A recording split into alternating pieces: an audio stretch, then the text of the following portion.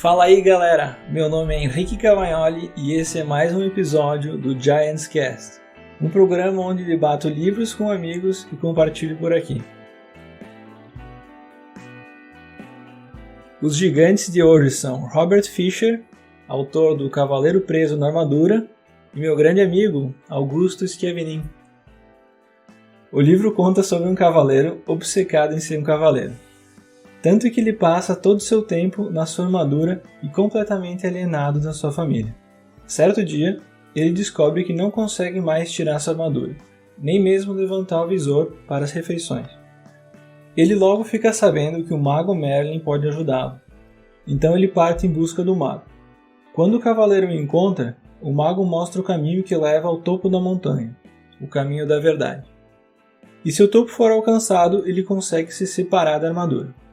Então o cavaleiro começa o caminho passando por 3 castelos: o Castelo do Silêncio, o Castelo do Conhecimento e o Castelo da Coragem e das Dúvidas.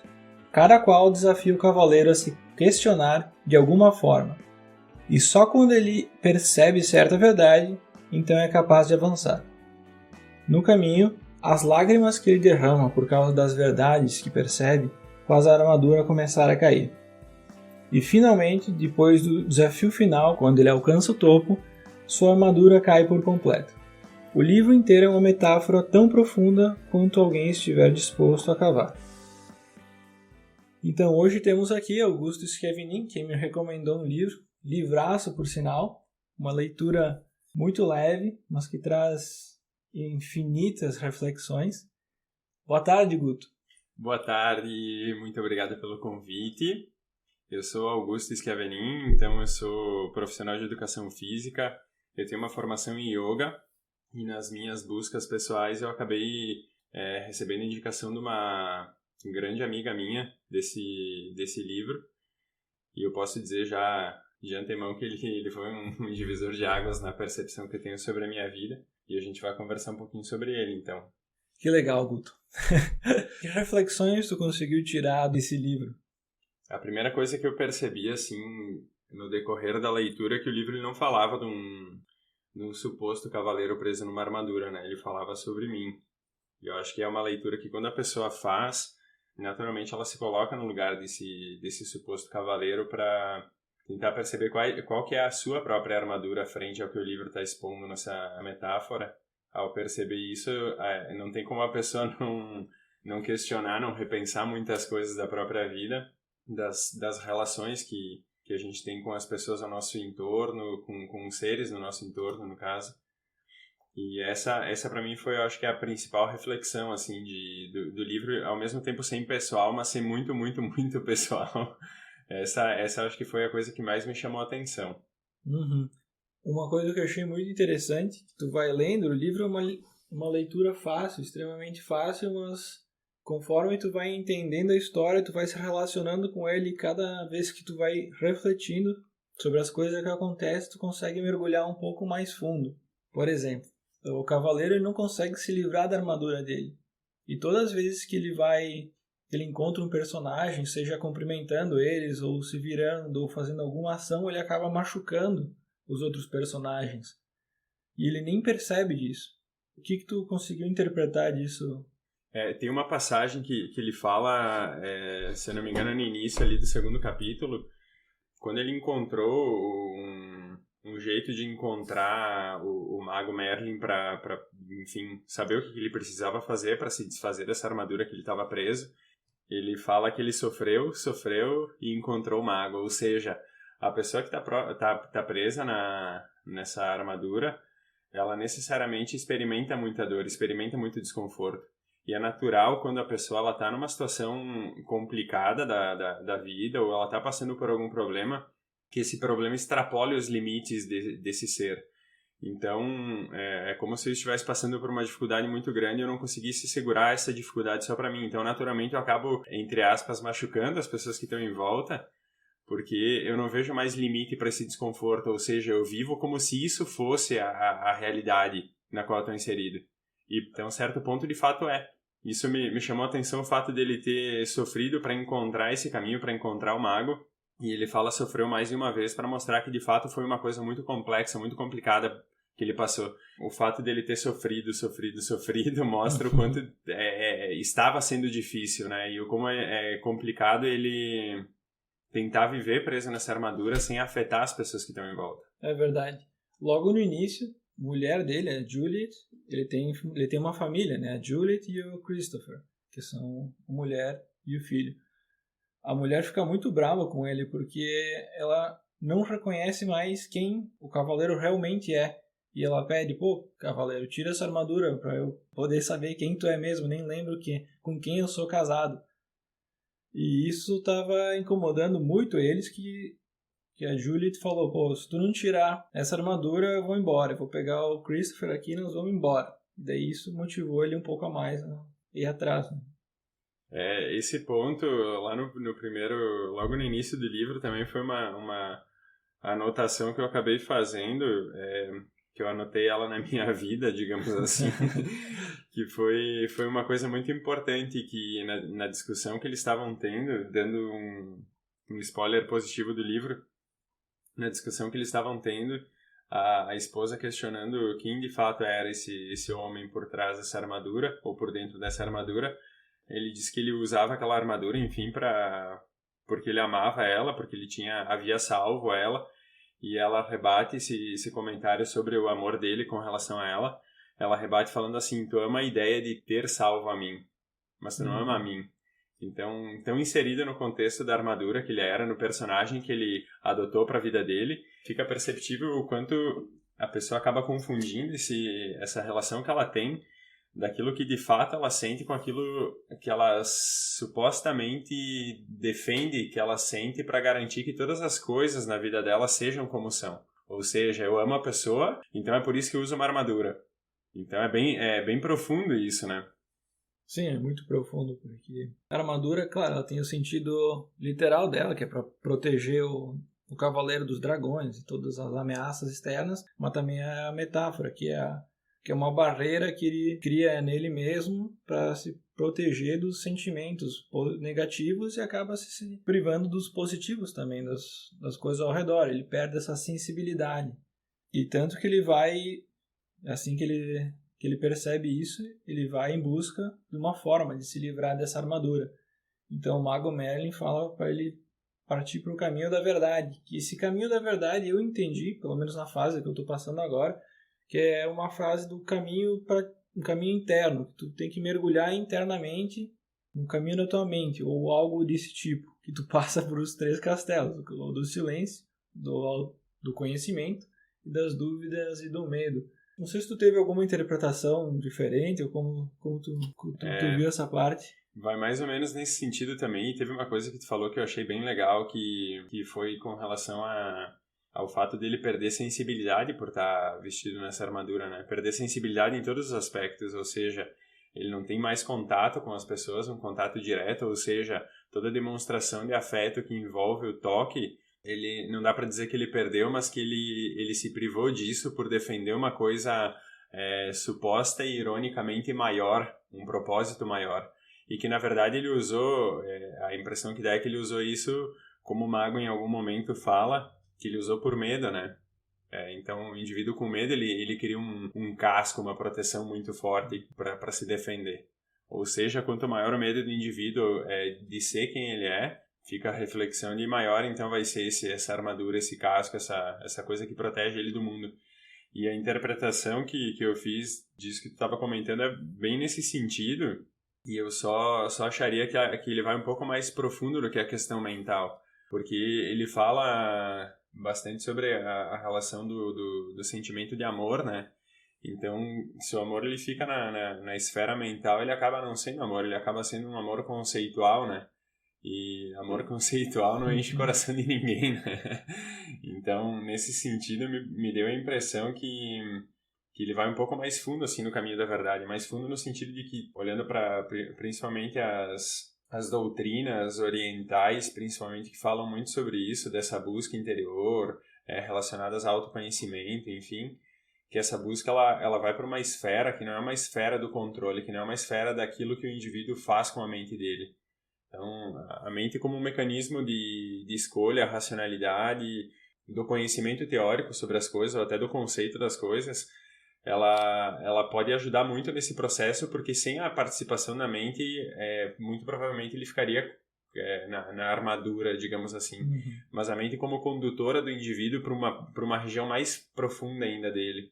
Então a reflexão que eu faço é nesse sentido, de que ele buscou, através desse caminho, do caminho da verdade, através desses castelos, desses momentos que ele teve de fato de fazer silêncio, de encontrar o conhecimento e lidar com a ousadia, a coragem ou a ausência dela, como ele propõe como o medo, né? É nessa busca mais profunda dentro de si mesmo.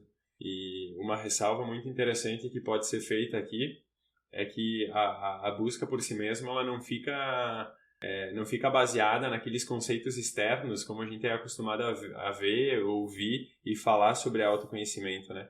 Então, muitas vezes a gente fala sobre autoconhecimento e considera esse autoconhecimento um conjunto de características do indivíduo. Sei lá, o Henrique, ele é um cara de média estatura, tem um corpo definido ou não, é uma boa pessoa. Isso são qualidades ou, sei lá, defeitos, mas isso não é uma limitação do indivíduo com relação a ele mesmo. Ou seja, o autoconhecimento ele é uma coisa um pouco mais complexa e profunda do que isso, né? E o que deixou muito claro nesse caminho da verdade, de ele encontrar um autoconhecimento que não é um autoconhecimento baseado nas qualidades ou defeitos dele, porque isso ele já tinha. Realmente, ele busca saber quem ele é, na verdade, né? Não quem ele quer mostrar ser. Eu encarei como o início da jornada, o início desse caminho interno que tu faz, o castelo do silêncio. Eu consegui relacionar muito com a vida do dia a dia. Que tu tem uma consciência interna que fica falando contigo todo dia, né? Que tu faz alguma cagada, ela tenta, não era isso aí que era pra ter feito, por que tu não vai falar com aquela pessoa? Por que tu não vai pensar isso aqui dessa forma? Mas existem várias formas de meio que silenciar essa voz, né? Ou é tu pegando o celular e ficar vendo alguma coisa o dia inteiro, ou tu foca no trabalho, ou tu bota a música o dia inteiro, fica com som alto, tu sempre acha alguma coisa em plano de fundo para subconscientemente silenciar essa voz e tu acaba não sabendo quem tu é de verdade.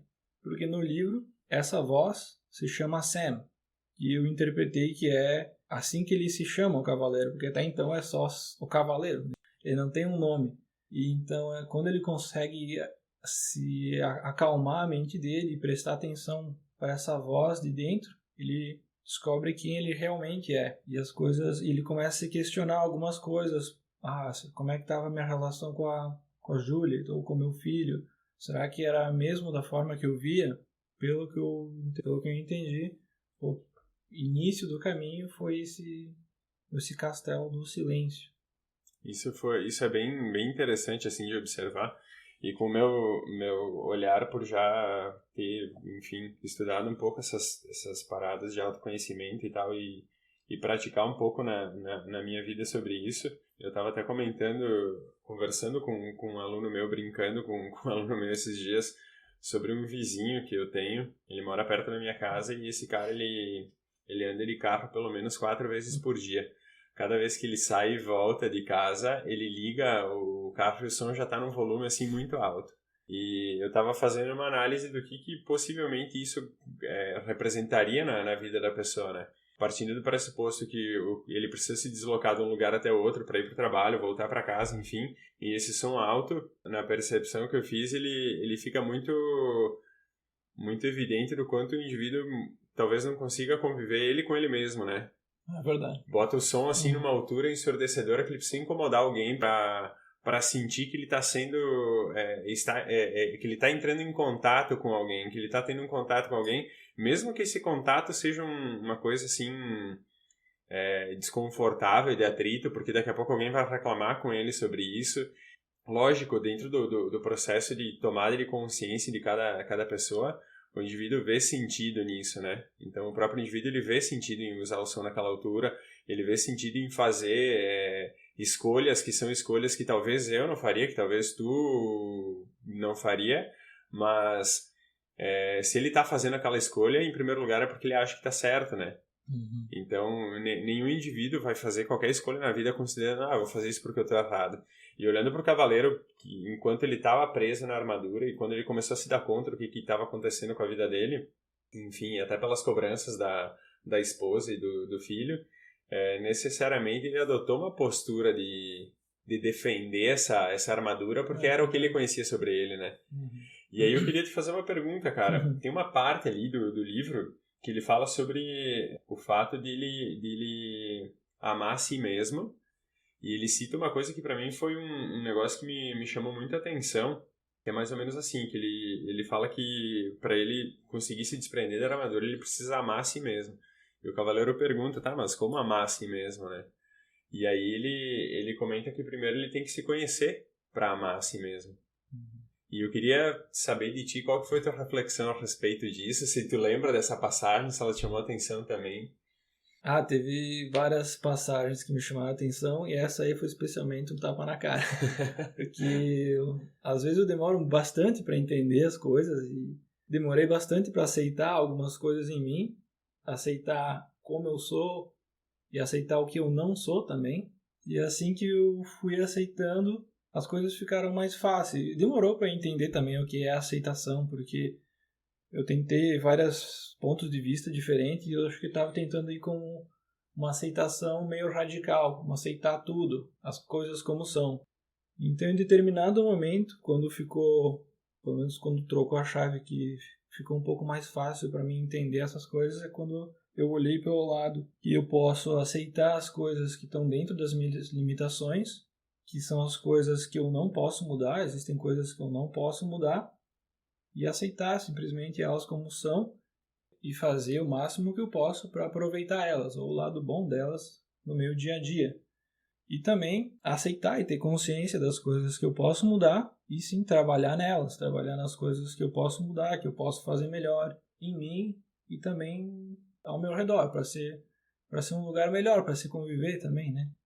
Bem legal isso e a reflexão assim saindo do livro e indo para a vida real, digamos assim. Muitas vezes olhar para dentro assim e o autor ele coloca de uma forma muito sensacional o autoconhecimento como um processo no qual o indivíduo ele não é um caminho de flores, digamos assim, não é um caminho que o indivíduo ele vai fazer e vai sentir prazer o tempo inteiro, vai descobrir que a vida é um intenso momento de satisfação. E, na verdade, uma das coisas que mais se percebe nesse caminho é a quantidade de dor que a gente sente, a quantidade de desconforto que a gente sente. E eu tenho um autor que eu gosto muito, que ele é um psicólogo chamado Viktor Frankl, e ele fala sobre a aceitação do sofrimento inevitável da vida, né? Então isso implica no indivíduo também se reconhecer como limitado. Lógico, isso traz um certo custo, um certo desconforto numa primeira instância, mas isso também acaba sendo libertador, porque o indivíduo saber que ele não controla tudo, saber que a vida também tem coisa pesada, desconfortável, ruim, ela traz um sofrimento inerente, a vida de qualquer pessoa traz esse sofrimento inerente, ajuda a gente a se conectar mais como humanos, né? Lógico, quando a gente fala em conexão, a gente tá falando que a gente tá sem armadura, né? É verdade. Uma das coisas, assim, que eu sinto como um principal mediador de sucesso frente a gente aplicar o conhecimento do livro na nossa vida e a gente se reconhecer dentro de uma armadura. Então, o indivíduo ele não consegue mudar a si mesmo a não ser que ele conheça principalmente aquilo de desconfortável que ele que ele tem em si. Lógico, pode-se falar milhões de coisas, digamos assim, paliativas para o indivíduo fazer. É só não pensar nisso, é só manter um pensamento positivo, é só não sei o que, é só não sei o que. Mas o único caminho que eu conheço que faz de fato sentido e que promove uma mudança significativa na vida da pessoa é o caminho que a pessoa olha para si mesma de forma honesta e diz assim: eu sou isso, eu estou isso nesse instante. Então, para conseguir de fato transformar qualquer aspecto da vida, qualquer área da vida, a pessoa ela precisa ter um confronto com a realidade. Esse confronto não necessariamente ele precisa ser uma coisa pesada ou negativa, né? Ele pode ser o fato de literalmente confrontar, estar de frente à situação da vida e olhar para essa situação e falar assim: sou limitado nesse aspecto, sei lá, tenho as minhas dificuldades, mas também tenho outras facilidades. isso torna do meu ponto de vista, da minha experiência de vida, isso torna essa armadura mais maleável. Não quer dizer que de uma hora para outra a gente abandona ela, como o livro coloca de forma metafórica, o cara faz um caminho lá de alguns dias e daqui a pouco a armadura se soltou por inteiro, né? Mas o fato da gente olhar para si e identificar que sim, a gente tem essa armadura em nós, é o primeiro e talvez o passo mais importante de todos. Porque sem esse, a gente não vai sair do lugar, a gente não vai soltar essas limitações, não vai expandir a nossa consciência, a nossa mente para um lugar maior, mais confortável, mais feliz que seja. Tem razão, Guto. Eu também acho que esse é o caminho. Se observar, sempre com um olhar diferente. E se tu sempre ficar no conforto, tu nunca vai conseguir mudar. Tu tem que botar um pezinho no caos aí pra fazer a mudança acontecer, ou pelo menos iniciar ela. Bem por aí. Tem uma outra coisa assim que me chamou a atenção no livro, e eu acho que seria legal a gente comentar, que é a diferença entre aceitação e expectativa que ele propõe. E eu gostaria que tu comentasse um pouco sobre isso, assim, e aí depois também eu vou falar o que eu acho, e a gente vê o que os dois acham, soma tudo e divide por todos. Então, sobre aceitação e expectativa, eu não acho que não cheguei numa reflexão muito além do que eu te comentei antes, para te falar a verdade. Quero ver, estou curioso para saber teu ponto de vista aí. O meu ponto de vista é que, em primeiro lugar, assim, eu quando entro, assim, nesse livro e com outras pessoas com quem eu já conversei de modo informal, eu diria, ele naturalmente nos coloca numa zona de, talvez até um desconforto, assim, porque quando a gente para olhar para si mesmo, a gente olha com essa honestidade para quem a gente é, que é a maneira mais saudável ainda de se olhar, mesmo que ela seja desconfortável, a gente acaba olhando para muitas coisas que não são legais e desconfortáveis, né? Na nossa inconsciência, a gente cria determinadas expectativas sobre quem a gente é. Talvez todo mundo gostaria de ser mais bonito do que realmente é, todo mundo gostaria de ser mais próspero do que realmente é, todo mundo gostaria de ser mais amado do que realmente é. E tudo isso que a gente gostaria, mesmo que seja um gostaria muito, muito profundo, uma necessidade, uma carência que está arraigada no nosso ser desde a nossa concepção, não passa de uma expectativa, né? Não passa de um modo de enxergar as coisas como se a nossa felicidade ela dependesse do amanhã. E a aceitação, para mim, ela é o movimento de pegar essa felicidade que depende do amanhã, ou seja, ao invés de ser feliz só amanhã, quando alguma coisa acontecer, quando algo mudar, quando eu for mais amado, quando eu for mais bonito, quando eu tiver mais sucesso, eu aceito aquilo que eu tenho agora e eu desfruto da minha felicidade ou das bem-aventuranças que eu tenho na minha vida nesse momento.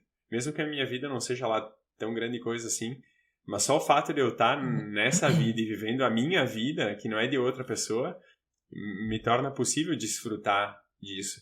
Por uma bênção ou por uma praga, isso é intransferível.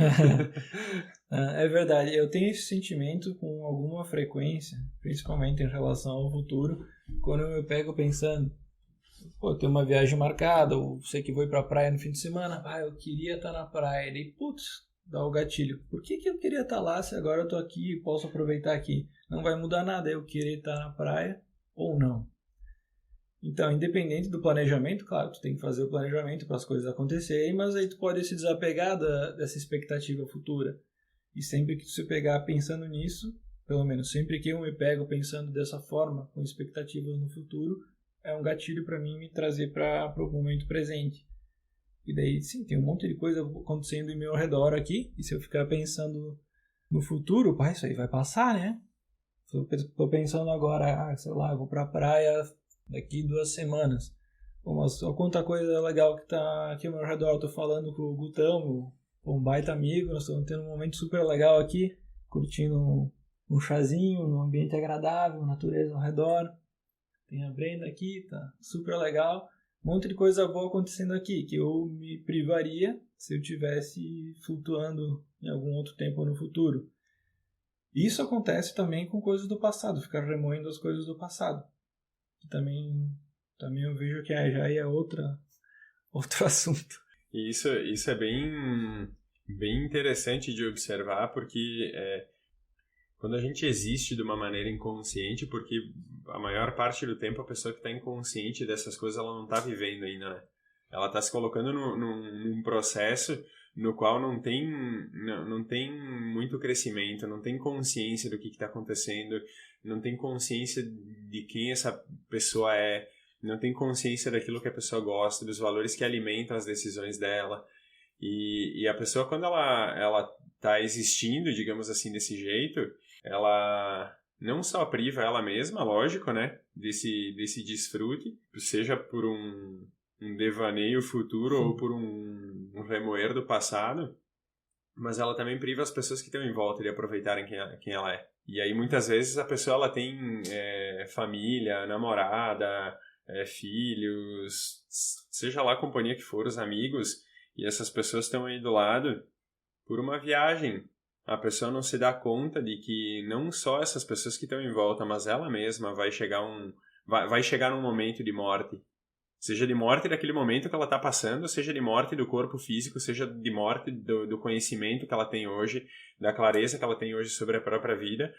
E eu acho que a morte mais desgracenta de todas é a pessoa chegar num ponto em que ela se deu conta que ela não pode mais aproveitar aquilo que ela teve a oportunidade de aproveitar e não aproveitou por conta de uma distração que ela teve naquela hora. O fato da pessoa se observar já garante que ela mantém pelo menos essa armadura lubrificada o suficiente para ela conseguir abrir a viseira, tirar o elmo, mexer as partes, articular as partes e ter um contato mais humano com quem está em volta, né? E de fato desfrutar das pessoas que estão em volta, desfrutar no sentido da companhia, da troca de afeto, da troca da companhia em silêncio que seja. E o contrário disso seria de fato a pessoa enrijecer dentro dela mesma, né? Enrijecer a percepção que ela tem sobre si, achando que ela é a pessoa mais importante do mundo, achando que ela controla tudo, achando que ela é tão grande quanto o universo, e na verdade ela não é. Ela não só não é tão grande, quanto ela não controla muito provavelmente nem os próprios esfíncteres, como ela gostaria, e mais ou menos nesse sentido, ela não tem tanto poder assim de interferência na vida dos outros, a não ser que de fato ela se faça realmente presente. Presente sem tempo, né? Sem essas distrações que fazem a pessoa ir para frente no tempo ou ir para trás no tempo e impedem que ela viva agora, né? Boa reflexão.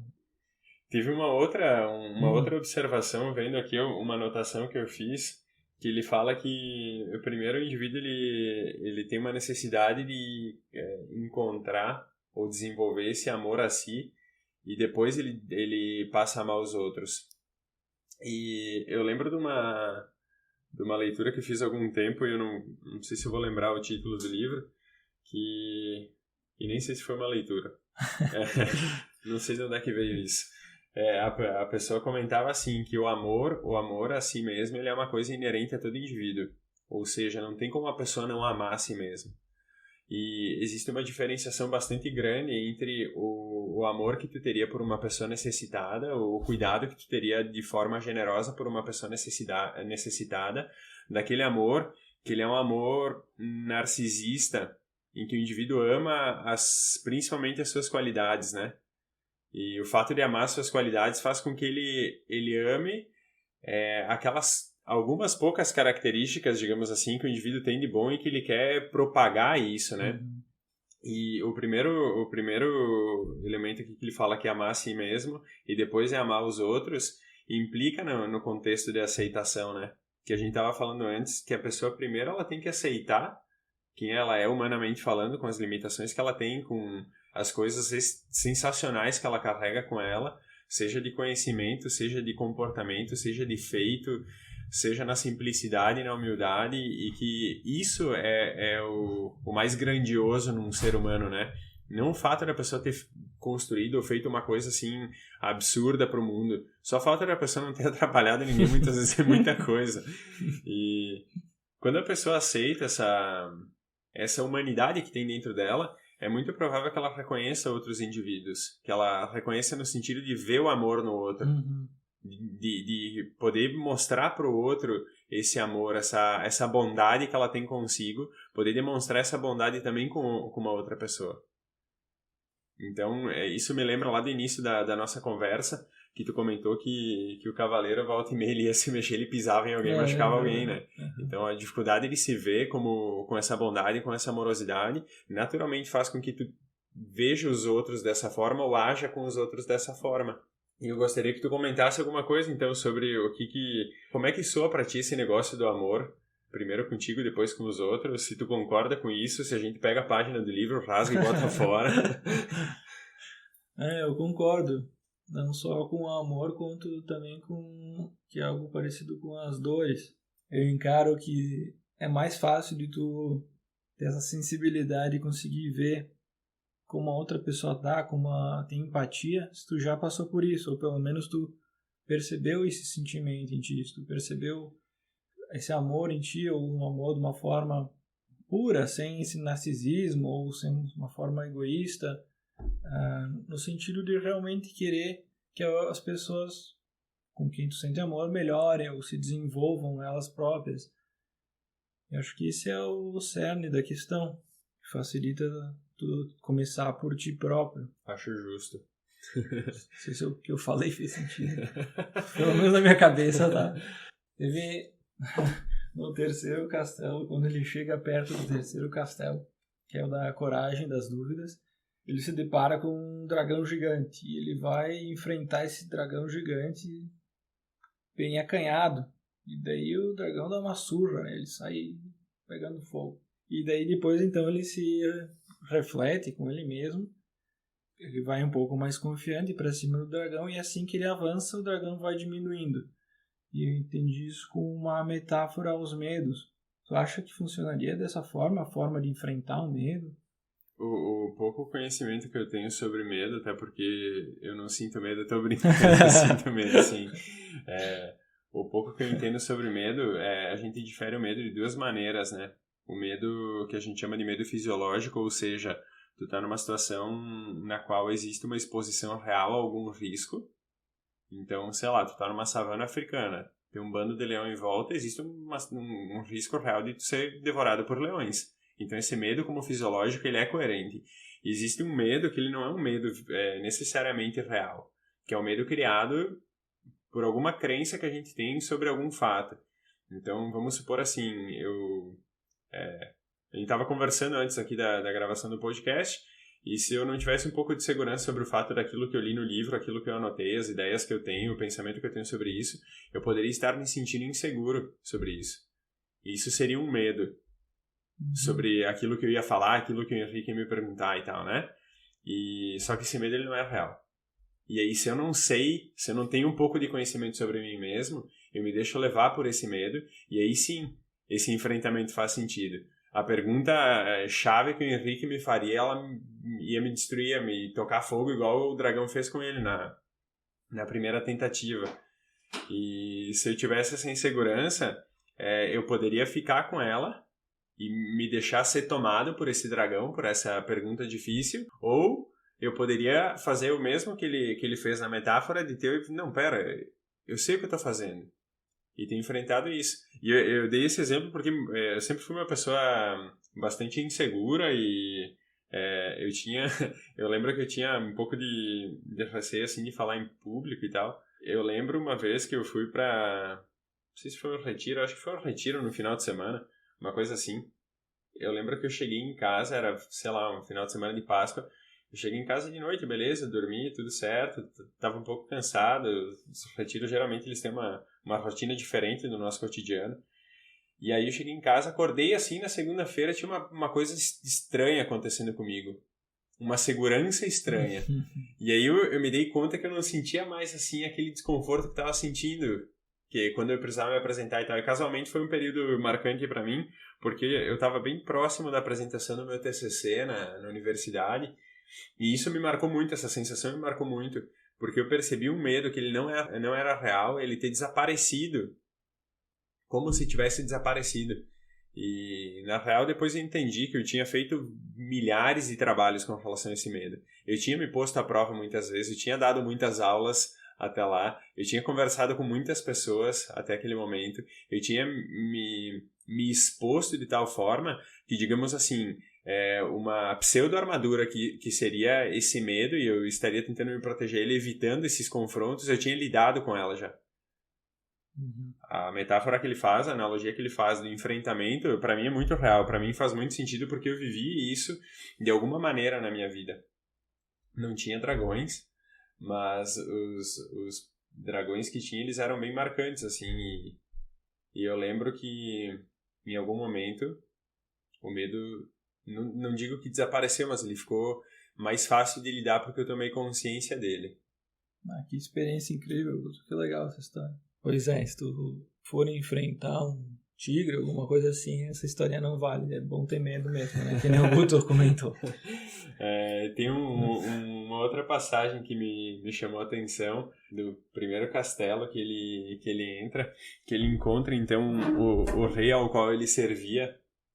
Ele estava evidentemente com muito medo, né, de andar sozinho e tal, né. Numa das passagens o rei comenta, eu não lembro se foi no primeiro, acho que foi, o rei comenta com ele que quando a gente está acompanhado, a gente sempre mostra a nossa melhor face, o nosso melhor modo, as nossas melhores defesas, os nossos melhores golpes, as nossas melhores atitudes, né? E que para o indivíduo, de fato, descobrir e reconhecer quem ele é, ele precisa estar despido dessa suposta armadura, né? Então, para se desfazer disso, o indivíduo ele precisa, em alguns momentos, estar sozinho para sentir a confiança de ser quem ele é. Isso é muito interessante porque nesse caminho de autoconhecimento, principalmente a parte que tu te enxerga como um ser humano limitado, assim como todos os outros são, a nossa mente, ela muito sabiamente, ela questiona isso, e esse questionamento ele faz tu te sentir mal, né? Porque a princípio tu era um ser humano perfeito. E aí como é que tu vai voltar para o mundo depois dessa reflexão, assumindo então para o mundo que tu não é essa perfeição toda?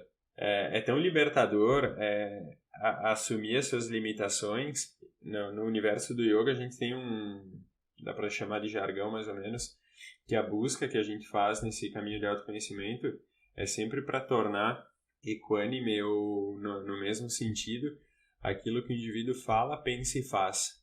Então, havendo uma dissonância entre esses três elementos, o indivíduo não está sendo ele mesmo.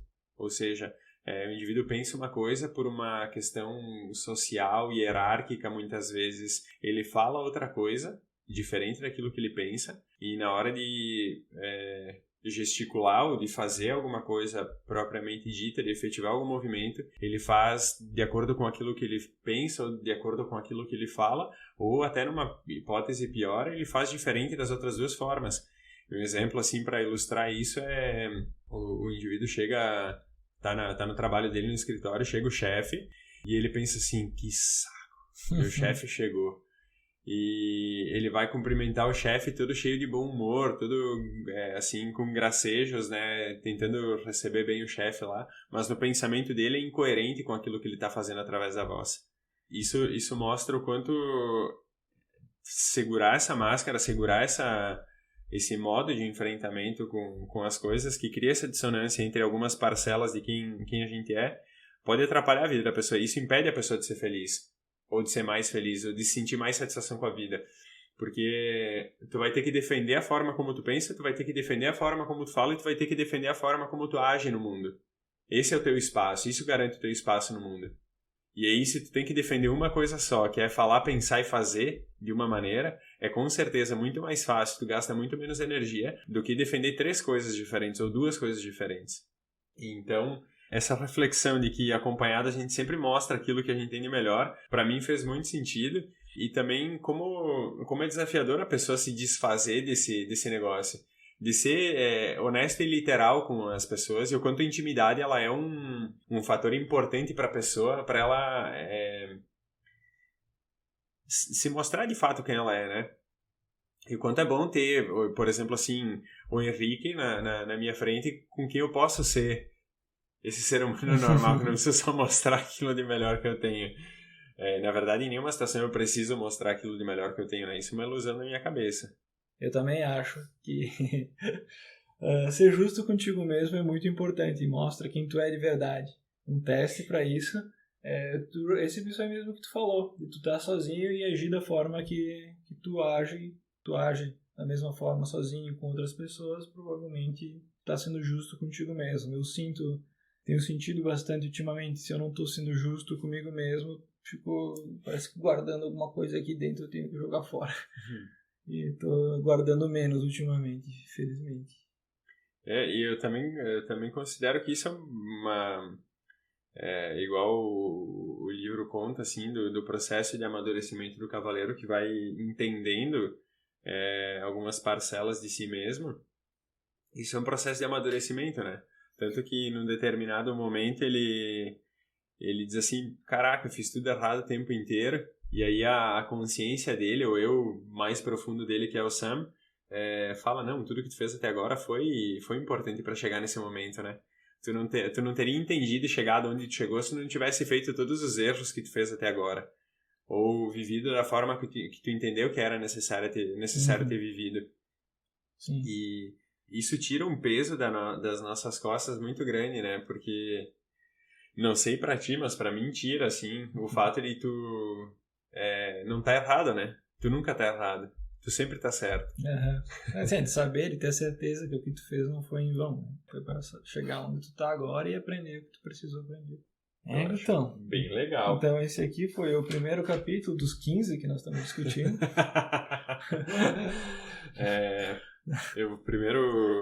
O primeiro dia cast. Primeiro dia cast. 24 horas. Uma maratona de 24 horas. Esse foi... A gente falou do primeiro capítulo, então agora a gente vai pro segundo. E aí no segundo capítulo... deixa eu ver se tem mais alguma coisa aqui que eu anotei que eu acho que seria interessante falar. Então, tem uma parte muito massa, eu acho que é no segundo capítulo isso, que desde o início do livro, na verdade, ele fala que ele era um cavaleiro bondoso, gentil e fiel, se eu não me engano. E lá pelas tantas, ele encontra o mago. O mago pergunta assim, se tu era tudo isso, por que tu tinha que provar isso pra alguém? Pois é. Isso foi uma coisa que me chama muita atenção, assim, porque quantas vezes a gente como humano falho faz esses movimentos de ter que convencer os outros de alguma coisa que a gente é, se a gente de fato é. Pois é, tu olha aquela laranja aí, ela não precisa falar que ela é doce pra tu saber que ela é doce. Há dúvidas. Mas ela não precisa falar que ela é laranja pra saber que ela é uma laranja, né? Esse é um exemplo também. Apesar que uma vez a gente recebeu uns amigos aqui na região e a gente tava passeando no interior aí de Nova Pada e passando por uma estrada. Eles são pessoas que não vivem assim no interior, né? E como eles vivem em centros urbanos maiores, eles acham que tudo que é dessa cor envolve laranja e bergamota. E aí eles viram um pé de limão bergamota e acharam que era bergamota de verdade. E eu falei, gente, isso aí é limão. E eles insistiram, né, com o conhecimento do mundo real que eles tinham, eles insistiram que aquilo era uma bergamota. Eu falei, sirvam-se. Eles tiveram uma amarga experiência.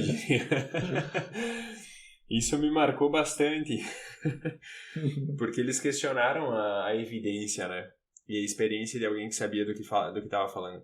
Mas eles estavam de frente para aquele limão e eles sabiam que aquilo era um limão. Enfim, né, que é o teu questionamento, se tu é realmente o que tu fala, tu realmente precisa falar isso, né? É bem interessante isso, né? Quando o indivíduo está nessa lógica, como eu estava comentando antes, de pensar, falar e fazer, ou seja, viver de uma maneira equânime entre essas três esferas de expressão, digamos assim, ele não precisa comprovar nada para ninguém, né? Ele tá tão seguro daquilo que ele faz, daquilo que ele fala, daquilo que ele pensa, que ele não precisa mostrar nada para ninguém, né? Ele é, de fato, aquilo que ele é. Pergunta final. Para quem ou por que tu recomendaria esse livro? Cara, esse livro, ele é daquelas coisas assim que a gente nem entende direito como é que elas chegam até nós. E esse livro chegou até mim de uma maneira bastante carinhosa, eu diria. Eu recebi ele como recomendação de uma terapeuta no momento que eu estava passando por uma dificuldade muito grande. Lógico, né? Quando tu tá passando por uma dificuldade, tu todo indivíduo ele tem uma tendência a ponderar sobre aquilo que mais vai fazer diferença naquela situação desconfortável que está passando. O livro não era para aquele momento. E eu acabei deixando, eu tenho uma memória ótima, graças a Deus, e aí eu deixei o livro para outro momento. E aconteceu numa semana assim de eu ver que uma pessoa leu, putz, o livro, cara, eu tinha esquecido do livro. E aí eu fui atrás e consegui o livro e li ele, estudei ele numa tarde. Também devorei o livro, porque a história para mim estava sendo muito envolvente. E eu acho que o livro, ele é atemporal e ele é impessoal, né? Ele se conecta muito fácil com qualquer pessoa que pegar ele para ler. E como tu falou no início, a pessoa ela pode ir cavando na medida da compreensão dela. Uhum. Então, o livro, a forma como ele foi construído, ele serve para qualquer pessoa. E eu recomendo para todo mundo. Todo mundo que eu conheço que é adepto a ler, não é tão adepto a ler, eu falo, cara, lê esse livro porque ele muda a forma como tu compreende algumas coisas na vida. Uhum. E da mesma maneira como ele foi benéfico para mim, no sentido de entender melhor sobre a minha própria vida, eu acho que ele pode ser benéfico para todas as pessoas. Uhum. Umas curiosidades sobre o livro. Ano que vem ele vai fazer 100 anos. E acho que uns 50 anos atrás foi feita uma música de trilha sonora pro livro, que é bem legal. Talvez eu toque aqui depois. Então é isso aí. Guto, muito obrigado pela presença. Uma conversa incrível, sempre bom conversar contigo. Tu é um cara incrível, me espelho muito em ti. Muito obrigado por aceitar esse convite. Eu que agradeço de coração o convite e também gosto muito das nossas conversas. Elas sempre são extremamente profundas. E eu sempre saio com a sensação de que eu aprendi um monte de coisa. E fico super feliz pelo teu podcast e pela concretização disso. Então tá, valeu, Gutão! Valeu!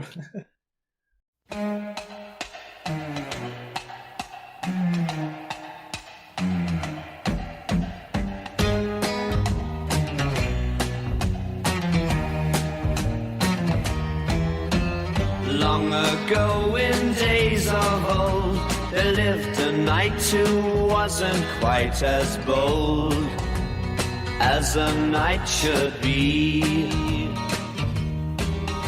He rode an old grey mare called Bess, searching for a damsel in distress, just to see if he could set her free.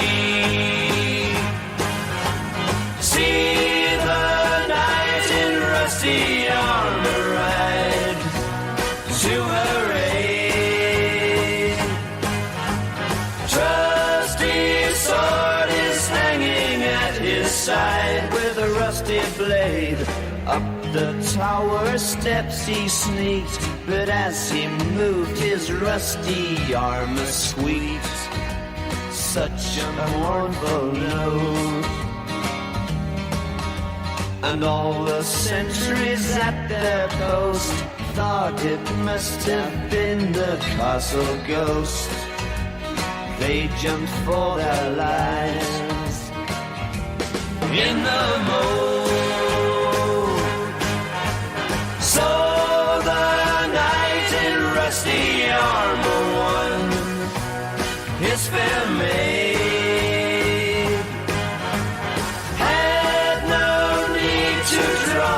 Trusty sword with a rusty blade. As he bent to kiss his bride, he found that he was rusted up inside in his battle dress. And I can't guess how they still got married and had twins. They came in tins. Suit of armor ever made has a kink, chainmail pants with a missing link.